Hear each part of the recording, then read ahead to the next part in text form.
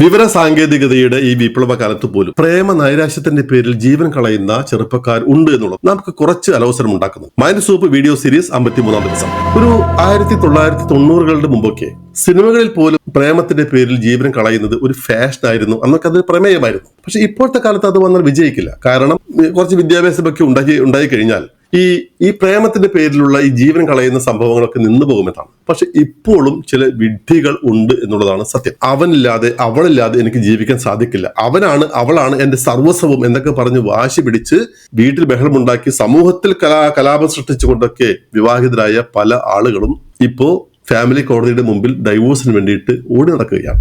അത്രയേ ഉള്ളൂ. വലിയ മഹത്വമൊന്നും കൊടുക്കേണ്ടതില്ല. നിങ്ങൾ ചെയ്യേണ്ടത്, ഒരാൾ തേച്ചിട്ട് പോയാൽ, ഇട്ടിട്ട് പോയി കഴിഞ്ഞാൽ 2-3 വർഷം കഴിയുമ്പോൾ നിങ്ങളെന്ന വ്യക്തി അത്രയും വളരണം. അപ്പോൾ നിങ്ങളെ കാണുമ്പോൾ ആ ഇട്ടിട്ട് പോയ വ്യക്തിക്ക് തോന്നണം, ഞാൻ ചെയ്തത് എന്ത് മണ്ടത്തരമായി പോയി, ഇത്രയും കഴിവുള്ള വ്യക്തിയെയാണോ ഞാൻ ഉപേക്ഷിച്ചു പോയത് എന്ന് തോന്നിക്കുന്ന രീതിയിൽ നിങ്ങൾ വളരുകയാണ് വേണ്ടത്.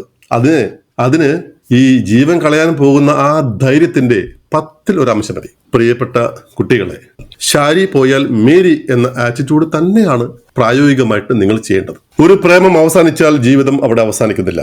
അവിടെ പറ്റിയ മിസ്റ്റേക്കുകളിൽ നിന്നും പാഠം ഉൾക്കൊണ്ടുകൊണ്ട് അല്പം കൂടി നല്ല ഒരു പ്രേമം അല്ലെങ്കിൽ ജീവിതം ഉണ്ടാക്കിയെടുക്കാൻ നിങ്ങൾക്ക് സാധിക്കും.